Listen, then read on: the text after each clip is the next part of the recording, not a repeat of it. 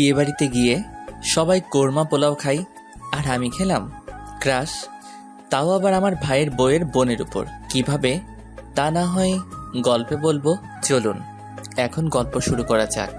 ভাই রেডি হন নাই কেন এখনো? এই তো রেডি আমি, চল। চলেন। এই বলে আমরা চলে গেলাম গাড়ির কাছে। আমি আর আমার জেঠাতো ভাই, মানে যার বিয়ে, সে একটা গাড়িতে বসলাম, সাথে ড্রাইভারও ছিল। ভাই এত খুশি খুশি লাগতেছে কেন আপনাকে? আরে তুই বুঝবি না, আগে বড় হ তারপর বুঝবি। প্রেম করে বিয়ে করতেছেন তো তাই এত খুশি, তাই না? চিন্তা করিয়েন না, আমি কিন্তু আপনার শালিকেই বিয়ে করব, এই বলে দিলাম। করবো তো। আরও কথা বলতে বলতে বিয়ে বাড়িতে চলে আসলাম। আপনারা সকলেই তো জানেন ইটস করোনা টাইম, করোনা, তাই বিয়েটা তেমন ধুমধাম করে হয় নাই। বাড়ির ভিতরে যেতেই চোখ আটকে গেল একটা মেয়ের দিকে। আমি কখনো পরি দেখি নাই, সেটা দেখার খুব শখ ছিল, কিন্তু মেয়েটাকে দেখে আমার পরি দেখার সম্পূর্ণ শখ মিটে গেছে। চেহারাটা ফর্সা এবং মায়ায় ভরা, পরনে ছিল ছাই কালারের একটা জামা, মাথায় ছিল একটা সাদা হিজাব, হালকা মেকআপ ও ঠোঁটে হালকা লিপস্টিক, দেখতে জাস্ট অসাম। এক দেখাতেই ক্রাশ খেলাম। সে এসে সোজা ভাইয়ার গলায় মালা পরিয়ে দিয়ে চলে গেল। আমি তার দিকে এক দৃষ্টিতে তাকিয়ে রইলাম। হঠাৎ ভাইয়ের ডাকে ধ্যান ফিরে মেয়েটাকে খুঁজতে লাগলাম, কিন্তু কোথাও আর দেখতে পেলাম না। মন খারাপ করে বসে পড়লাম ভাইয়ের পাশে। তখনই একটা মেয়ে কণ্ঠে কেউ বলে উঠল, দোলা ভাই অনেক দূর থেকে এসেছেন, এই শরবতটুকু খেয়ে নেন। আমি উপরে তাকিয়ে দেখি সেই পরীটা, থুক্কু সেই মেয়েটা। আমি আবারও তার দিকে তাকিয়ে রইলাম। তখন বুঝলাম সে কিছুটা বিরক্ত অনুভব করতেছে, তাই আর তার দিকে তাকালাম না। মেয়েটি শরবত দিয়ে চলে গেল। তখন আমি বললাম, ভাইয়া, ও ভাইয়া, এই মেয়েটিকে একটু বলবেন? নাম জানি তুই কি করবি? না তেমন কিছু না, প্লিজ ভাইয়া বলো না নামটা কি? মেয়েটির নাম মেঘনা আক্তার রিমো। তাই নাকি? ভালো, খুব ভালো। আপনি এখানে বসেন, আমি ভিতর থেকে ঘুরে আসি। আচ্ছা যা। তখন আমি ভিতরে এসে রিমুকে খুঁজতে লাগলাম, কিন্তু কোথাও পেলাম না। তখন হঠাৎ চোখ গেল একটা রুমের দিকে। দেখি এখানে বউকে সাজিয়ে রাখা হয়েছে। ভাবির সাথে কিছু পিক নিয়ে ভাইকে দেখালাম। এরপর বিয়ের সকল কার্যক্রম শেষ হলো। এতক্ষণ ধরে আমার চোখ একজনকে খুঁজতেছিল, আর সে কেউ না, সে হলো রিমো। শুনেছি বউয়ের সাথে নাকি বউয়ের 2 বোন যাবে, তাতে আমার মাথা ব্যথা নাই, কিন্তু আমাকে অবাক করে দিয়ে রিমু এসে বরের পাশে বসলো, সাথে আরেকটা মেয়েও আছে। তার মানে রিমু ভাইয়ার শালি। মনে মনে অনেক খুশি হলাম, কারণ আজকে আমার ক্রাশ আর আমি বিয়ের গাড়িতে করে বাড়িতে যাচ্ছি। বিষয়টা ভাবা যায়। তখন ভাইকে বললাম, ভাই সকালের কথা মনে আছে তো? কি কথা? ওই যে বললাম আমার শ্বশুর বাড়ি আর আপনার শ্বশুর বাড়ি একটাই হবে। তাই নাকি? এরপর নতুন ভাবির সাথে কথা বলতে বলতে বাড়িতে চলে আসলাম। বাড়িতে এসে আমি রিমুর আশেপাশে ঘুরতে লাগলাম, কোনো কিছু দরকার আছে কিনা, কিছু লাগবে কিনা। তখন রিমু আমাকে বলল, এই যে শুভ ভাইয়া, এদিকে একটু আসেন তো।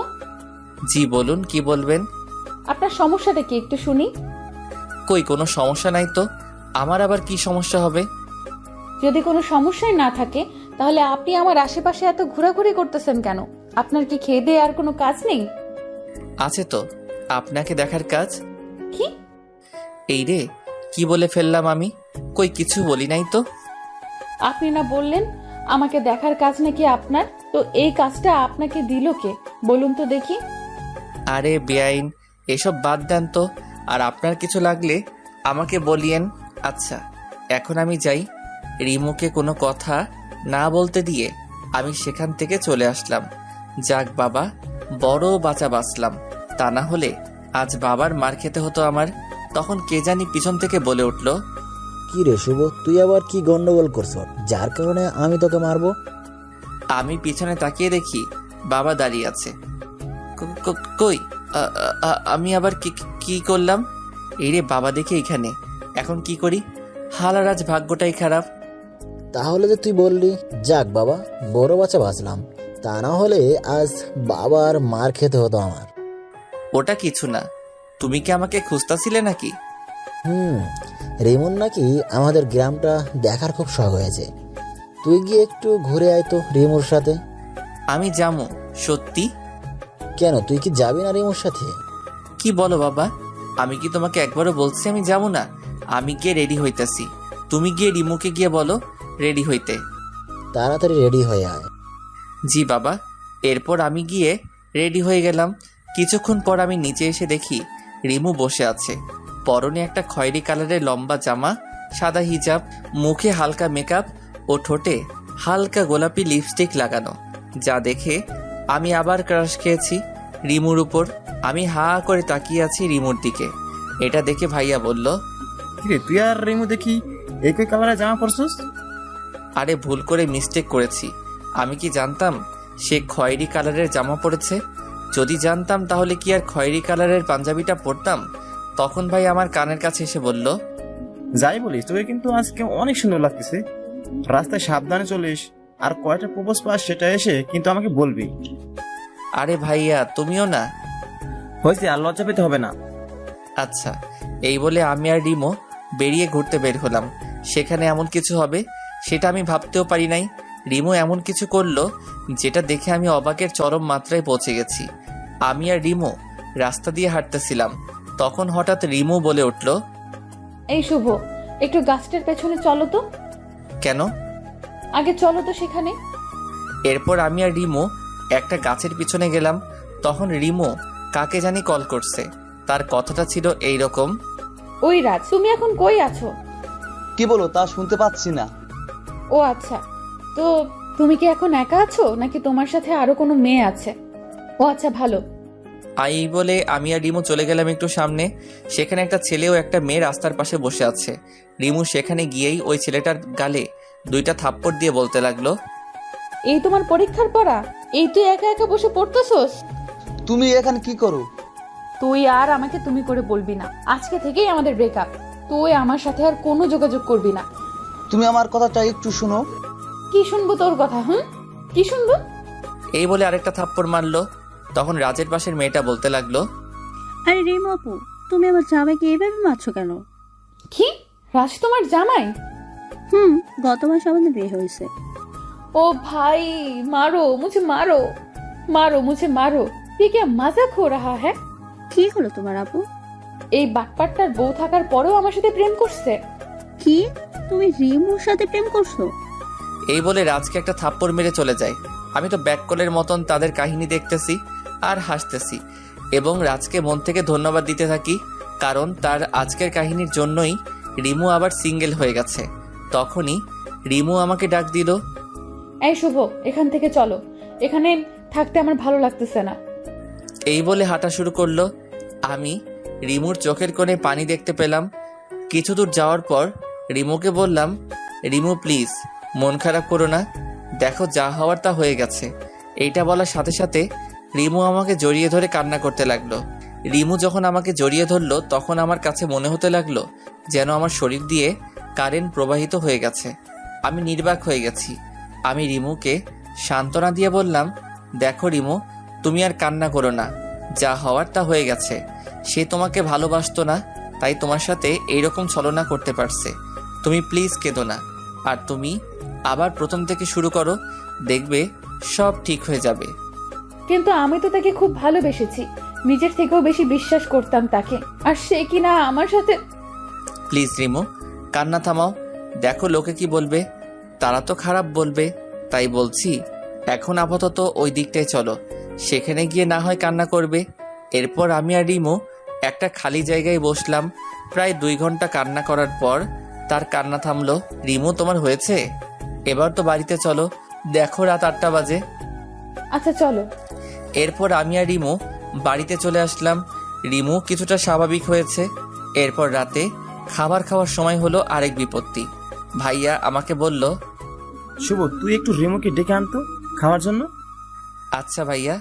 এই বলে রিমুর ঘরের দিকে গেলাম রিমুকে ডাকার জন্য। যেই আমি রিমুর ঘরে ঢুকলাম তখন দেখলাম রিমু তার হাতে ব্লেড দিয়ে একটা আঁচড় দিছে এবং টপ টপ করে রক্ত পড়া শুরু হয়ে গেছে। আমি তাড়াহুড়া করে আমার পকেট থেকে রুমাল বের করে রিমুর হাতে পেঁচিয়ে দিলাম, যাতে একটু রক্ত পড়া কমে। কিন্তু রক্ত পড়া যেন বন্ধই হচ্ছে না।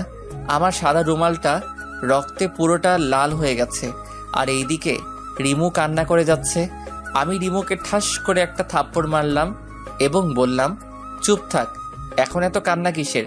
যে চলে গেছে সে তো গেছে, তার জন্য নিজের জীবন শেষ করা লাগবে নাকি? আমার কথা শুনে রিমু কিছুটা শান্ত হলো। এরপর আমি রিমুকে কোলে তুলে নিচে চলে গিয়ে ভাইয়াকে বললাম, ভাইয়া তাড়াতাড়ি গাড়ি বের করো, রিমুকে নিয়ে হাসপাতালে যেতে হবে। কেন, কি হয়েছে? আগে তুমি গাড়িটা বের করো। এরপর আমি আর ভাইয়া মিলে রিমুকে হাসপাতালে নিয়ে গেলাম। ওখানে যাওয়ার পর ডাক্তার রিমুর হাতে সেলাই করে। অনেকখানি কেটে গেছে হাতটা, তাই 5টা সেলাই দেয়। এরপর ব্যান্ডেজ করে দেয়। রাত 12টার দিকে আমরা বাড়ি চলে আসি। বাড়িতে আসার সাথে সাথে সবাই জিজ্ঞেস করতে থাকে কিভাবে কেটেছে। তখন আমি বললাম, আরে তেমন কিছু না, ব্লেড দিয়ে নখ কাটতে যাই, তখন হাতটা কেটে যায়। কিরে তুই না? ভাইয়া আর কিছু বলতে না দিয়ে ভাবিকে নিয়ে ঘরে চলে যায়। ভাইয়াকে আজ ঘটে যাওয়া সকল কিছু বলে দিয়েছি, তাই ভাইয়া ভাবিকে নিয়ে যায়। কিছুক্ষণ পর ভাবি রিমুকে ভাত দিয়ে যায় খেতে। তারও তো আজ বাসর রাত, সেখানেও তো কিছু নিয়ম আছে, সেগুলো পূরণ করতে ভাবি চলে যায় বাসর ঘরে। তখন রিমু বলল, শুভ, আমার হাত তো কাটা, প্লিজ তুমি আমাকে একটু খাইয়ে দাও না প্লিজ। ওরে আল্লাহ, এই মেয়েকে নিয়ে আমি কি করব কিছুই বুঝতে পারতেছি না। সে নাকি আমার হাতে ভাত খাবে। আমি একটু বিরক্ত হইছি, কারণ এর আগে আমি কাউকে খাইয়ে দেই নাই তাই। কিন্তু খুশি তার থেকে বেশি হইছি, কারণ আমার ক্রাশ আমার হাতে খেতে চাইছে তাই। তখন রিমু আমাকে ডাক দিল, এই শুভ, কি হলো, খাইয়ে দিবে না? দিচ্ছি। এরপর রিমুকে খাইয়ে দিতে লাগলাম। কিছুক্ষণ পর রিমুর খাওয়া শেষ হলো। তখন তাকে পানি খাইয়ে দিতে যাব, তখন দেখি সে তার ডান হাত দিয়ে পানি খাইতেছে। আরে রিমুর তো বাঁ হাত কেটেছিল, আর সে তো ডান হাত দিয়ে সহজে খেতে পারত। তখন আমি কিছুটা রাগী কণ্ঠে রিমুকে বললাম, এটা কি হলো? কই, কি আবার হবে? তোমার ডান হাতটা তো ভালো, তাহলে তুমি আমার হাতে খেলে কেন? ওমা, তাই তো। এই বলে রিমু একটা হাসি দিল। রিমুর এই হাসি থেকে আমার সমস্ত রাগ চলে গেল। আমি তার হাসি দেখতে লাগলাম। রিমু এটা বুঝতে পেরে হাসিটা বন্ধ করে আমাকে বলল, কি দেখতেছেন এইভাবে? তোমার হাসিটাকে। শুধুই কি হাসি দেখতেছেন নাকি আরো কিছু দেখতেছেন? তোমাকেও দেখতেছি, কত সুন্দর তুমি, সুন্দর তোমার এই হাসিটা, যেটা দেখে 1000 বছর কাটিয়ে দিতে পারবো আমি। তাই নাকি? এই রে, এটা কি বললাম আমি? সে যদি এখন কিছু মনে করে তাহলে তো প্রেম করার আগে আমার ব্রেকআপ নিশ্চিত। কি হলো, চুপ করে আছেন কেন? এটা বাদ দেন, আগে বলেন আপনি আমার হাতে খাবার খেলেন কেন? আপনার হাত তো ঠিকই আছে। আসলে আমার না নিজের হাতে খেতে একদমই ভালো লাগতেছিল না, তাই আমি আপনার হাতে খেলাম। প্লিজ রাগ করিয়েন না, কাল থেকে তো আর খাবো না। কেন খাবে না? বারে, কালকে তো আমরা চলে যাব, তাহলে খাবো কিভাবে? ও তাই তো। আর যদি আপনি চান তাহলে কিন্তু সকালে নাস্তা ও দুপুরের খাবার খেতে পারবো আপনার হাতে। সত্যি? 100% সত্যি। তো এত আপনি আপনি করতেছেন কেন? আমরা তো ফ্রেন্ড হতে পারি, তাই না? আপনি চাইলে আরো কিছু হতে পারি। কি হলো বলেন, আমরা কি ফ্রেন্ড হতে পারি না? অবশ্যই। তাহলে নো, আপনি অনলি তুই। আচ্ছা, এই বলে আমি প্লেট রাখতে উঠতে যাব, তখনই ভাবি এসে রিমুকে ঠাস ঠাস করে 2টা থাপ্পড় মেরে রিমুকে জড়িয়ে ধরে কান্না করতে লাগলো।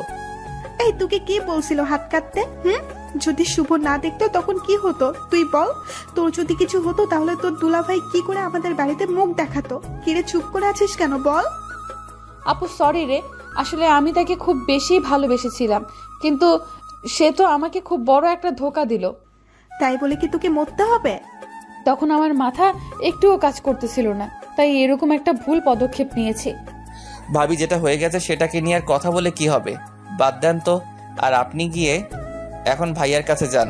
আর আজকে আপনাদের জীবনের সুখের দিন, এই দিনে কি কেউ কান্না করে? আর এমনিতেই এখন রাত প্রায় 1:30 বাজতে চললো, কাল সকালে আবার উঠতে হবে তো। আচ্ছা যাচ্ছি।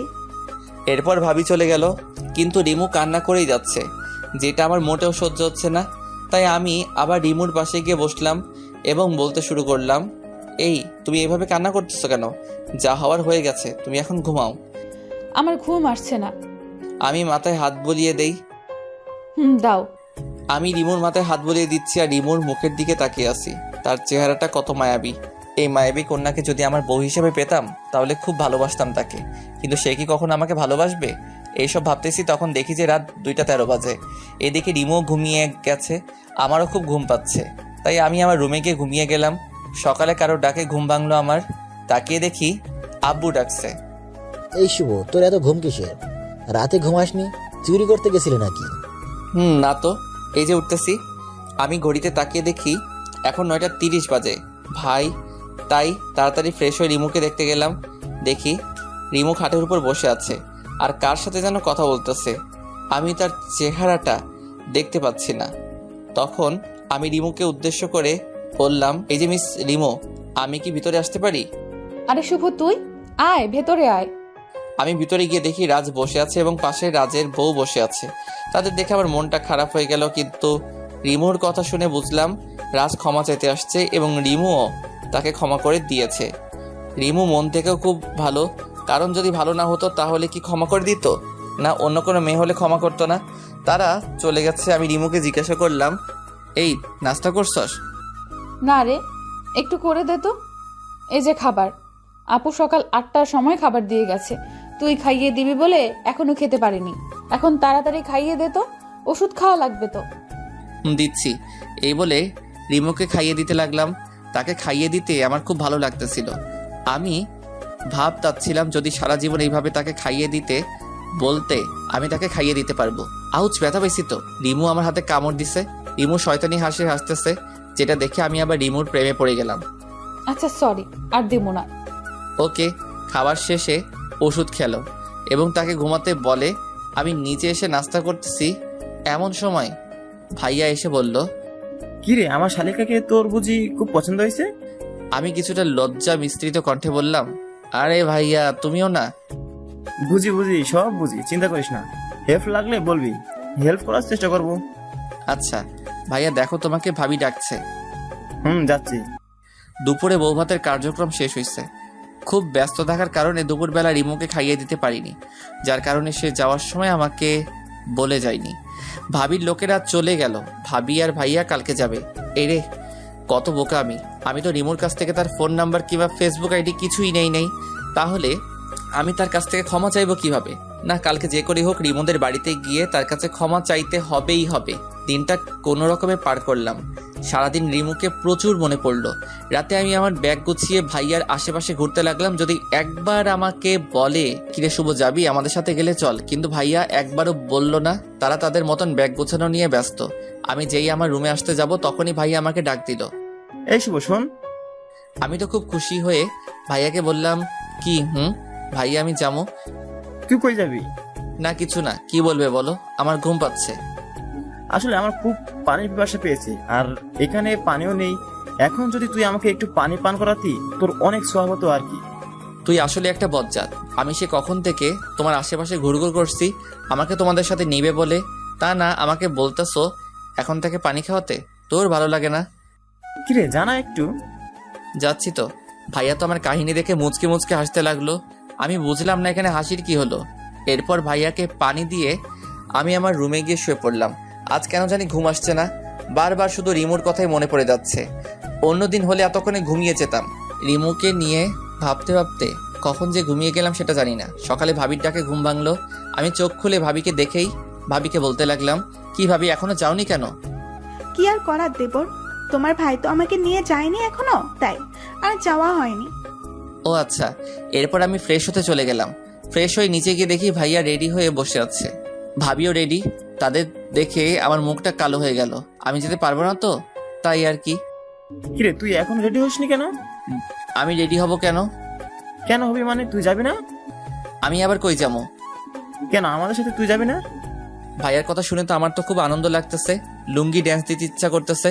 আমার পরনে লুঙ্গি ছিল, ভাবছিলাম একবার লুঙ্গি ড্যান্স দিয়েই দেই। তারপর ভাবলাম এখানে অনেক লোক আছে, আমি না হয় আমার রুমে দিবনি। এখন দেওয়া যাবে না। আমি ওখানে গিয়ে কি করবো? কিছু করা লাগবে না, তুই গিয়ে তাড়াতাড়ি রেডি হয়ে নে, এমনিতে অনেক দেরি হয়ে গেছে। আমি আর কিছু না বলে সোজা আমার রুমে চলে আসলাম। এসেই প্রথমে আমার লুঙ্গি ড্যান্সটা কমপ্লিট করে রেডি হয়ে নিচে চলে গেলাম। নিচে যাওয়ার পর ভাবি বলতে লাগলো, দেখি দেখি আমার দেওরটাকে নজর ফুটা দিয়ে দেই, যাতে কেউ নজর না দেয়। আরে ভাবি তুমিও না? হয়েছে হয়েছে, আর লজ্জা পেতে হবে না, চল তাড়াতাড়ি। এরপর আমরা চলে আসলাম ভাবিদের বাড়িতে। আমি তো ভাবিদের বাড়িতে এসে রিমুকে খুঁজতে লাগলাম, কিন্তু কোথাও দেখতে পেলাম না। দূর যার জন্য এখানে আসলাম তাকে তো দেখতে পাচ্ছি না। তখনই কে জানি পিছন থেকে বলে উঠলো, বাবা তুমি কেমন আছো? আমি পিছন ঘুরে তাকিয়ে দেখি ভাবির আব্বু। জি আঙ্কেল ভালো, আপনি কেমন আছেন? ভালো আছি। তোমাকে কি বলে যে ধন্যবাদ দেব সেটা আমার জানা নেই। কেন আঙ্কেল, ধন্যবাদ কেন? বাবা তোমার জন্যই তো আজ আমার মেয়েটা বেঁচে আছে। থাক না আঙ্কেল, ওই বিষয়টা বাদ দেন। আচ্ছা আচ্ছা আঙ্কেল, রিমু এখন কেমন আছে? আগের থেকে অনেকটা সুস্থ আছে, কিন্তু কিন্তু কি আঙ্কেল? আসলে বাবা রিমু আসার পরে থেকেই কারোর সাথে কথা বলে না এবং কালকে থেকে এ পর্যন্ত কিছুই খায় নাই। কি বলেন আঙ্কেল, এখনো খাই নাই? আচ্ছা আঙ্কেল, একটা প্লেটে খাবার এনে দেন, আমি গিয়ে ওকে খাইয়ে দিচ্ছি। এরপর আঙ্কেল খাবার এনে দিয়ে রিমুকে নিয়ে রুমে নিয়ে গেল। আমি আঙ্কেলকে চলে যেতে বললাম, তাই আঙ্কেলও চলে গেল। এরপর আমি রিমুকে উদ্দেশ্য করে বলতে লাগলাম, কি রে ঘরে আসতে দিবি? রিমু আমার দিকে তাকিয়ে আবার অন্যদিকে মুখ ঘুরিয়ে নিয়ে বলল, কেন এসেছেন এখানে? আমি রিমুর কাছে এসে হাঁটু কেড়ে বসে আমার কাঁধ ধরে বললাম, এইদিকে তাকাও। আমি সরি, আর হবে না। হয়েছে হয়েছে, আর কানে ধরতে হবে না, যাও, ক্ষমা করে দিয়েছি। তুই নাকি আজকে কিছুই খাস নাই, আর কালকেও নাকি কিছুই খাস নাই। খাবার খাইয়ে দিতে দিতে বললাম, দেখো যা হবার তা হয়ে গেছে, এখন মন খারাপ করে কি হবে? তুই যদি এমন করস তোর বাবা মাও তো কষ্ট পাবে, তাই না? নিশ্চুপ হয়ে যাচ্ছে আর আমার কথায় মাথা নাড়াচ্ছে। খাবার শেষে আমি রিমুকে বললাম, এইবার আমি আর তোকে খাইয়ে দিতে পারবো না। 2 দিন পর তো তোর জামাইয়ের বাড়িতে যাবি, তখন যদি সে জানতে পারে আমি তোকে খাইয়ে দিচ্ছি, তখন সে তো আমাকে মেরে ফেলবে।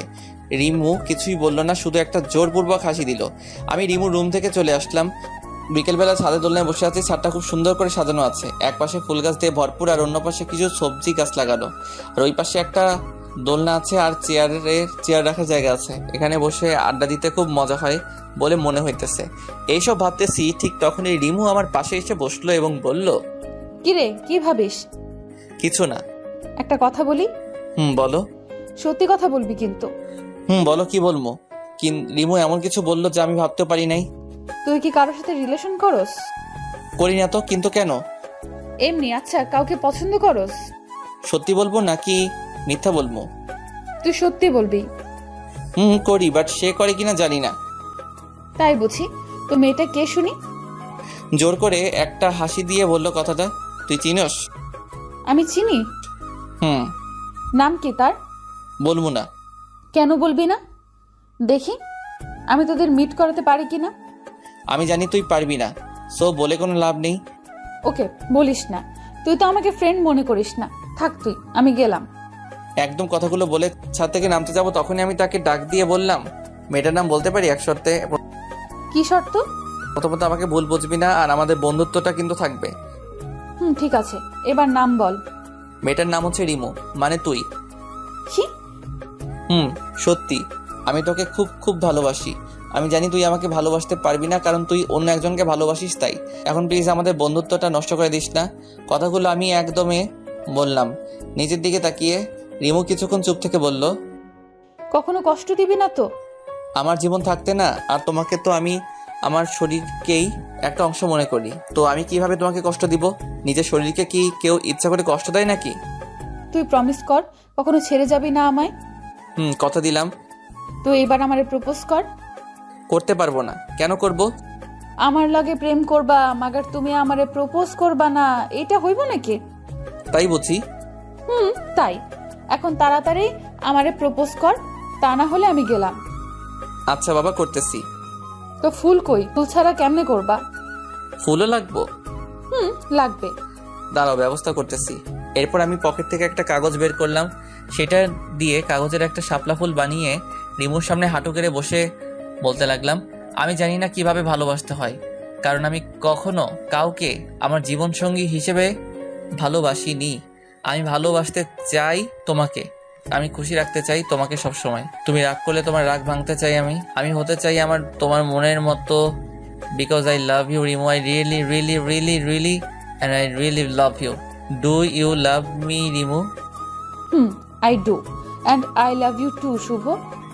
এই বলে আমার হাত থেকে ফুলটা নিল এবং বলল, প্লিজ কখনো ছেড়ে যেও না আমাকে। না, কখনো যাবো না। রিমু তখন আমাকে জড়িয়ে ধরলো। তখন আমার মনে হচ্ছিল আমার শরীর দিয়ে যেন কারেন্ট বয়ে যাচ্ছে। সে এক অন্যরকম ফিলিংস। এই তুমি কি করছো? ছাড়ো আমাকে, কেউ দেখে ফেলবে তো। দেখলে দেখুক, তাতে আমার কি। তখনই কেউ একজন পিছন থেকে হাতে তালি দিয়ে উঠল। তখন রিমু আমাকে ছেড়ে দিল। পিছনে তাকিয়ে দেখি কেউ একজন দাঁড়িয়ে আছে। এরপর ভালো করে তাকিয়ে দেখি এত ভাইয়া, তার মানে ভাইয়া আমাদের দেখেছে। তখন ভাইয়া বলল, বাবা খুব ভালো, আমার বাড়িতেই 5G। রিমোর সাথে দেখা হতে হতে রিলেশন শুরু করে দিয়েছে। না ভাইয়া, আসলে রাখ তোর ভাই, আমি তো ভাবছিলাম তুই মজা করছিলি, এখন তো দেখি সত্যি সত্যি তুই রিমোর সাথে প্রেম করতেছিস। আসলে জিজু হয়েছে কি, আর তুমি কেমন মেয়ে, তোমাকে প্রপোজ করার সাথে সাথে তুমি তোমার একসেপ্ট করতে হবে, কিছুদিন তাকে ঘোরাবা, এরপরে না হয় রিলেশন শুরু করতা। এটা বলে ভাইয়া হাসতে শুরু করলো। আমি তো পুরাই ভেবাচাকা খেয়ে গেছি। ভাইয়া এটা বলে কি? তার মানে কি ভাইয়া আমাদের মেনে নিয়েছে? আর রিমো জানো, তোমার বোনের পিছনে আমি 6 মাস ঘুরেছি, এরপর সে আমার সাথে রিলেশন শুরু করেছে, আর তুমি? এই ভাইয়া আমাকে মেনে নিছে দেখে তো সমস্যা হইতেছে কি? যাও তুমি গিয়ে ভাবির কাছে থাকো, আর আমি আমার পরিটাকে নিয়ে থাকি। যাও তো এখান থেকে। রিমু তো লজ্জায় লাল হয়ে যাইতেছে। এরপর ভাইয়াকে এক প্রকার জোর করে ঘরে পাঠিয়ে দিলাম, আর রিমুকে আবার জড়িয়ে ধরলাম। এইভাবে দিনগুলি যেতে লাগলো। দেখতে দেখতে 6 মাস কেটে গেল আমাদের রিলেশনের। এর মাঝে ঝগড়া, ঘুরতে যাওয়া, একে অপরকে খাইয়ে দেওয়া তো ছিলই। আজ শুক্রবার, বন্ধুরা সবাই মিলে ঠিক করলাম আজকে ঘুরতে যাবো। সবাই সবার গার্লফ্রেন্ডকে নিয়ে যাবে, তাই আমিও রুমকে কল করে আমাদের সাথে যাওয়ার জন্য। টুট টুট টুট। হ্যালো শুভ, বলো। জানো তুমি কি করতেছো? এই তো শুয়ে আছি। তুমি কি করতেছো? এই তো কিছু না। আচ্ছা তুমি কি আজকে ফ্রি আছো? না তো, কিন্তু কেন? আসলে আমরা সব বন্ধুরা মিলে ঠিক করেছিলাম আজ সবাই সবার গার্লফ্রেন্ডকে নিয়ে একসাথে ঘুরতে যাব, তাই আর কি। ও সরি জান, আজ আমি যেতে পারবো না, প্লিজ রাগ করিও না। আজ না আমি একটু অসুস্থ, তাই আর কি। কি হয়েছে তোমার? না তেমন কিছু না, সামান্য একটু জ্বর। আচ্ছা বাই, পরে কথা বলবো না। ওকে বলে কলটা কেটে দিলাম। কি আর করার, আমি মনটা খারাপ করে ঘরে শুয়ে রইলাম 2 ঘন্টা। তখন সিফাত কল করে যা বলল তা শুনে তো আমার মাথায় আকাশ ভেঙে পড়লো। রিমু সে আমার সাথে এমনটা কেন করলো? আমি তো তাকে সত্যি ভালোবেসেছিলাম, তো সে আমার সাথে এমন কেন করলো?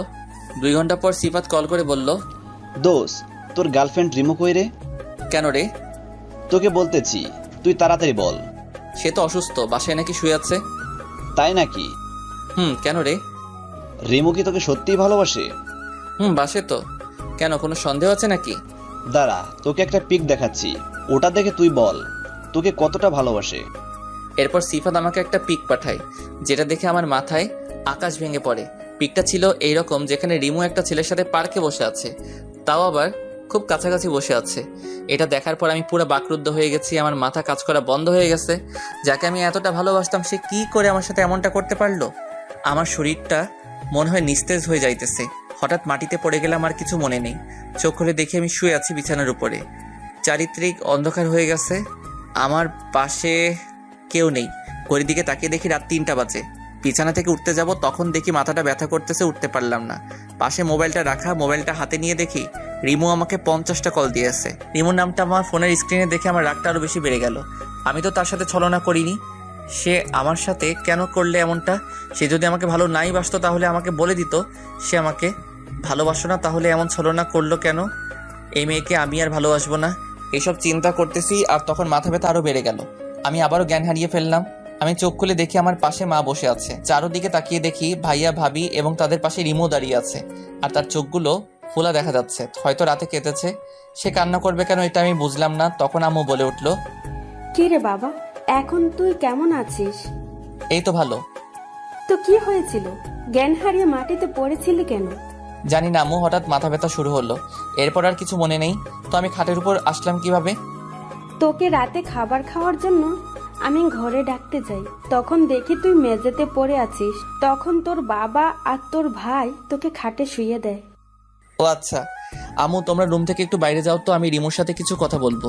আমার কথা শুনে সবাই রুম থেকে চলে গেল, শুধু রিমু দাঁড়িয়ে আছে। তখন আমাকে বলল, কেমন আছো? আমি কেমন আছি তা জেনে তোর কি? তুই গিয়ে তোর প্রেমিকের সাথে থাক। এসব তুমি কি বলছো? কেন তুই বুঝিস না? আমি তো তোকে ভালোবেসেছিলাম, কেন তুই এমনটা আমার সাথে করলি? আরে কি করছিস সেটা তো আগে বলবা। কেন, কালকে কার সাথে পার্কে গিয়েছিল? কে হয় সে তোমার? তুমি কি করে জানলে? এই দেখো, এটা দেখো। ও এইটা দেখে? এত হাসির কি হলো? তোর এই হাসি এখন ভালো লাগতেছে না। তাই বুঝি? তো এই পিকটা দেখে তোমার এই অবস্থা?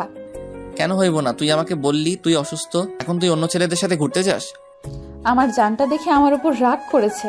ওই তুই কজনকে জান বানাস? কাল সারাদিন যার সাথে ঘুরলি তাকে বলস, আর আজকে আমায় তুই জান বলতে চাস? তোর কাহিনীটা কি? আরে মেরি জান, ওইটা তো আমার ফুফাতো ভাই ছিল। তার সাথে আমি ডাক্তারের কাছে গিয়েছিলাম।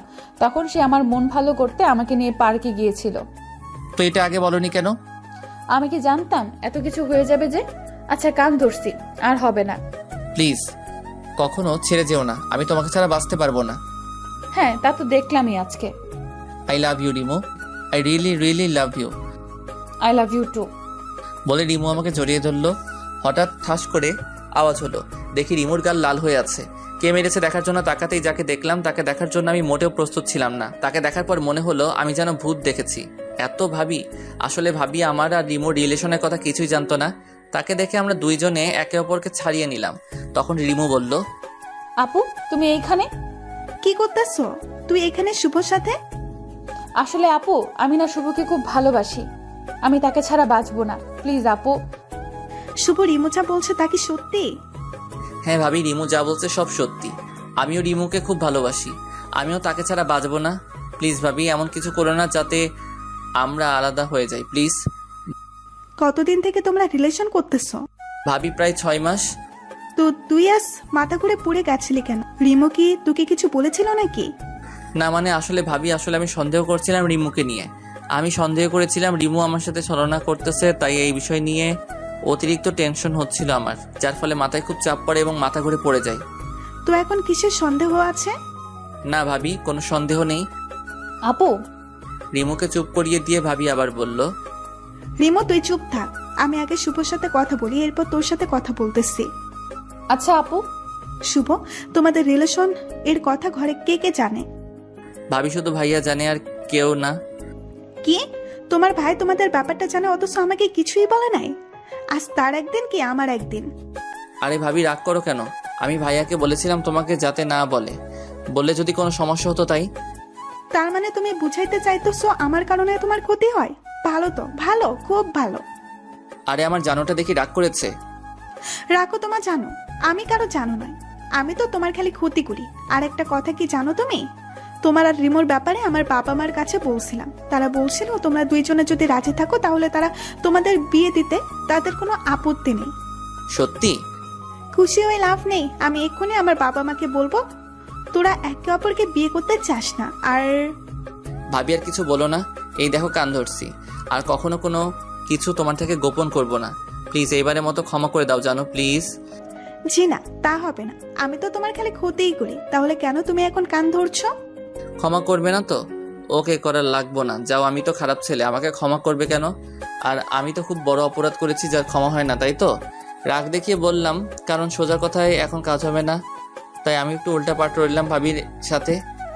আমার দেবরটা দেখে আবার রাগও করতে জানে। থাকো তুমি তোমার রাগ নিয়ে, আমি চাই। এই বলে ভাবি রিমুকে নিয়ে চলে গেল। এটা কি হলো? সবসময় তো দেখি আমি রাগ করলে আমার আবদারগুলো পূরণ করে, আর আজকে চলে গেল। ভাবি যাওয়ার পর আমার কেমন জানি কষ্ট হতে লাগলো, আর খালি মনে হচ্ছে এই বুঝি আমি আমার রিমুকে হারিয়ে ফেলেছি। এদিকে কাল দুপুর থেকে কিছুই খাইনি, ক্ষুধাও লেগেছে। এদিকে সকাল পেরিয়ে দুপুর পেরিয়ে বিকাল হয়ে গেছে, কিন্তু কেউই আমার জন্য খাবার নিয়ে আসলো না। তাই আমি ঘর থেকে বের হলাম আর আম্মুকে ডাকতে লাগলাম, আম্মু, ও আম্মু, আম্মু ক্ষুধা লাগছে তো খুব, কিছু কি খেতে দিবা? আমার কথার কোনো উত্তর পেলাম না। আর ঘরটা কেমন জানি শান্ত শান্ত লাগতেছে, মনে হইতেছে ঘরে কেউ নেই। এরপর খাবার টেবিলের দিকে চোখ যেতে দেখলাম খাবার প্লেটে খাবার পাশে একটা শপিং ব্যাগ এবং একটা চিঠি লেখা। চিঠিটা পড়ে তো যেন আমি খুশিতে নাচতে লাগলাম। চিঠিতে লেখা ছিল, কি গো দেবুজি, তুমি তো দেখি খুব রাগ করো। আচ্ছা এবার রাগ করাটা বাদ দিয়ে খাবারটা খেয়ে শেরওয়ানিটা পরো, তোমার শ্বশুর বাড়িতে চলে আসো। তোমার বউ তোমার জন্য অপেক্ষা করতেছে, ইতি তোমার জানো। আহা কি আনন্দ আকাশে বাতাসে, আহা কি আনন্দ আকাশে বাতাসে। আজকে আমি যাবো আমার শ্বশুর বাড়িতে, আহা কি আনন্দ আকাশে বাতাসে। 30 মিনিটের ভিতর খাবার খেয়ে রেডি হয়ে বাইক নিয়ে বেরিয়ে পড়লাম শ্বশুর বাড়ির উদ্দেশ্যে। আমি বাইক চালাচ্ছি আর ভাবতেছি এত সহজে সবাই সবকিছু মেনে নিবে তা আমি কখনো ভাবতেও পারি নাই। আমি আজ আমার স্বপ্নের রানীকে আমার করে পাবো, ভাবতেও খুব ভালো লাগতেছে। আর কিছু দূর বাকি। আমি বাইক চালাচ্ছি তো চালাচ্ছি, ঠিক তখনই আমার সামনে একটা পিচ্চি বাচ্চা চলে আসে। আমি তখন পাশ কাটিয়ে যেতে চাই, ঠিক তখনই একটা ট্রাক এসে সোজা আমাকে ধাক্কা মারে আর আমি খুব জোরে একটা চিৎকার দিয়ে নিচে পড়ে যাই। আহ! আমি রক্তাক্ত অবস্থায় পড়ে আছি। আমার চোখগুলি বন্ধ হয়ে আসছে, সবকিছু ঝাপসা ঝাপসা দেখছি। তখনই মনে হইল রিমু আমাকে বলতেছে, শুভ জানো আমাদের না টুইন বেবি হবে। আমার আর কিছু মনে নেই। অন্যদিকে আম্মু আব্বুকে বলতেছে, কি গো, শুভ কোথায়? সে এখন আসছে না কেন? আমার না খুব চিন্তা হচ্ছে তারে নিয়ে। তুমি ওকে একটা কল করো না গো প্লিজ। এই বলে আব্বু আমাকে কল করলো, বাট আব্বু শুনতে পারলো আপনি যে নাম্বারে কল করেছেন তা এই মুহূর্তে বন্ধ আছে, কিছুক্ষণ পর আবার চেষ্টা করুন, ধন্যবাদ। এটা শোনার পর আব্বুরও চিন্তা হতে লাগলো। এরপর আব্বু ও ভাইয়া আমাকে খুঁজতে চলে গেল বাসায়, কিন্তু সেখানে গিয়ে দেখে বাসায় তালা লাগানো। তারা কি করে বুঝতে পারছে না, তাই আব্বু ও ভাইয়া দুজনে আমাকে খুঁজতে দুই দিকে চলে গেল। তারা দুইজনে সারা দিন রাস্তায় রাস্তায় ছিল, কিন্তু আমাকে পেল না। তারা 1টার দিকে বাসায় গিয়ে বসলো। এদিকে আম্মু তো কান্না করতে করতে শেষ। কান্না করছে রিমু ও ভাবি দুইজনই, শুধু কান্না করছে না আব্বু ভাইয়া, কারণ ছেলেরা নাকি কান্না করতে জানে না। তাই আমার জন্য এমনটা হয়েছে। আমি কেন যে তখন শুভকে না বলে চলে আসলাম। কান্না করতে করতে বলল, তোমরা প্লিজ আমার শুভকে আমার কাছে এনে দাও, আমি তাকে ছাড়া বাঁচতে পারবো না, প্লিজ আপু প্লিজ। বলেই অজ্ঞান হয়ে গেল। আব্বু ও ভাইয়া আমাকে পাগলের মতন খুঁজতেছে, কিন্তু কোথাও পাইতেছে না। রিমু ডাকটা দিয়ে আমি শোয়া থেকে ওঠার চেষ্টা করলাম, কিন্তু পারলাম না। আমার শরীরটা খুব ব্যথা করতেছে। পাশে একটা আয়না ছিল, সেটার দিকে তাকিয়ে দেখি আমার চেহারাটা কিছুটা পাল্টে গেছে। আশেপাশে তাকিয়ে দেখি এটা অপরিচিত একটা রুম, যেখানে আমার ধারণা মতে আমি আগে কখনো আসি নাই। তখন একটা মেইলি কণ্ঠের কেউ একজন বলতেছিল, এই যে মিস্টার, অবশেষে আপনার হোশ ফিরল। আমি মেয়েটার দিকে তাকিয়ে তাকে চিনার চেষ্টা করলাম, বাট পারলাম না। তাই তাকে জিজ্ঞাসা করলাম, এই যে আপু, কে আপনি, আর আমি এইখানে কেন? সব জানতে পারবেন, আগে ডাক্তারকে আসতে দিন। তখনই ডাক্তার এসে বলল, মামুনি কি হয়েছে, এত ইমার্জেন্সি ভাবে কেন আসতে বললা? বাবা, আসলে ছেলেটার জ্ঞান ফিরেছে তো তাই। তার মানে মেয়েটির বাবাই ডাক্তার? কই দেখি দেখি। আমার দিকে তাকিয়ে বলল, ইট ইজ অ্যামাইজিং, এত তাড়াতাড়ি রোগীর জ্ঞান ফিরে এসেছে, এটা সত্যি একটা দারুণ ব্যাপার। এমন রোগী তো 5 থেকে 6 বছর কমায় থাকে, আর এ তো দেখি মাত্র 3 বছরে ঠিক হয়ে গেছে। এখন একটু ব্যায়াম করলে আবার আগের এনার্জি ফিরে পাবে। কি বলছেন? কে 3 বছর কমাইছিল? আপনি। কি বলেন ডাক্তার? আমার যতদূর মনে আছে আমি তো অ্যাক্সিডেন্ট করেছিলাম। তখন আমার শরীরের দিকে তাকিয়ে দেখি শরীরে কোনো জায়গায় রক্ত নেই, হাতে একটা জায়গায় সেলাইয়ের দাগ, তাও বেশ পুরনো বলে মনে হইতেছে। আর আমার জানা মতে আমার হাতে কোনো কাটা দাগ ছিল না। তখন পাশে থাকা দেওয়ালে ডিজিটাল ঘড়িতে তাকিয়ে দেখি 25/9/2020। আমার যতদূর মনে আছে আমি 21/7/2017 তারিখে অ্যাক্সিডেন্ট করেছিলাম। এরপর আমি মেয়েটিকে উদ্দেশ্য করে বললাম, এটা কি আসলে 2020 সাল? তো আমি এইখানে আসলাম কি করে? আচ্ছা শুনুন তাহলে, আজ থেকে 3 বছর আগে, মানে 21/7/2017 তারিখে আমি এক পার্টিতে গিয়েছিলাম। তখন পার্টি থেকে আসার সময় আমি আপনাকে রাস্তায় পড়ে থাকতে দেখি। পাশে অনেক লোকজন ছিল, কিন্তু কেউ সাহায্য করতে আসেনি। তখন আমিও আমার ড্রাইভারকে নিয়ে কাছের একটা হাসপাতালে আপনাকে নিয়ে যাই এবং আপনাকে ট্রিটমেন্ট করি। আপনি খুব গুরুতর আহত ছিলেন। এরপর ডাক্তার আপনার অপারেশন করায়, কিন্তু আপনি সুস্থ হননি, আপনি কোমায় চলে গিয়েছিলেন। আমি আপনার পরিবারের সাথে কোনো রকমভাবে যোগাযোগ করতে পারিনি, তাই আমি আপনাকে আমাদের সাথে আমাদের বাড়িতে নিয়ে আসি এবং এখানে রেখে আপনার চিকিৎসা করাতে থাকি। আজ 3 বছর পর আপনার জ্ঞান ফিরল, বুঝলেন কিছু? আমি তো পুরা নিশ্চুপ হয়ে গেলাম, কারণ আমি আমার জীবন থেকে হারিয়ে ফেলেছি। আপনাকে অসংখ্য অসংখ্য অসংখ্য ধন্যবাদ আমার চিকিৎসা করানোর জন্য। এই ঋণ আমি কখনোই শোধ করতে পারবো না। আচ্ছা এবার বলুন তো আমি কোন জায়গায় আছি? আপনি ঢাকা বিভাগের গাজীপুর জেলায় আছেন। তো আমাকে কি আমার এলাকায় দিয়ে আসতে পারবেন কষ্ট করে? অবশ্যই নিয়ে যাব, আগে আপনি সম্পূর্ণরূপে সুস্থ হন, এরপর। আমি তো সুস্থই আছি। তা আপনি কেমন সুস্থ আছেন তাহলে আমি নিজ চোখে দেখতে পারছি। এই কথায় কথায় তার নামটা জানা হলো না। আচ্ছা আপনার নামটা কি? আমার নাম মাহবুব রহমান শুভ, আর ডাকনাম শুভ। আর আপনার? আমার নাম মিম আক্তার টুম্পা। আচ্ছা আপনি এখন রেস্ট নেন, আমি আপনার জন্য খাবার নিয়ে আসি। ওকে। এরপর মিম গিয়ে আমার জন্য ভাত আনলো। এই নিন, হা করুন। আমি পারবো, আপনাকে কষ্ট করতে হবে না। কতটা পারবেন তা আমার জানা আছে। নিন, এবার হা করুন তো দেখি। আমি কোনো কথা না বলে খেতে লাগলাম। কিছুটা আনইজি ফিল করতেছিলাম, কিন্তু কিছু বলিনি। বললে হয়তো আমার খাওয়া হতো না, তাই 3 মাস পর ডাক্তার আঙ্কেল ও মিমের কেয়ারিংয়ে আমি এখন সম্পূর্ণ সুস্থ। আগামীকাল আমি এবং মিম চাঁদপুর যাব, তাই আজ আমরা শপিং মলে গেলাম শপিং করতে। আমি চলে গেলাম উত্তরা শপিং কমপ্লেক্সে। সেখানে গিয়ে যা দেখলাম আমি আমার চোখকে বিশ্বাস করতে পারলাম না। রিমু এখানে কি করতেছে? আর ছেলেটাকে তাও আবার একসাথে হাঁটতেছে। আমার কথা শুনে মিম আমাকে বলল, এই যে শুভ, তুই এখানে রিমুকে কোথায় দেখতেছস? সে তো থাকে চাঁদপুর, তাই না? আমি মিমকে হাতের ইশারায় রিমুকে দেখালাম আর বললাম, ওই দেখ রিমু।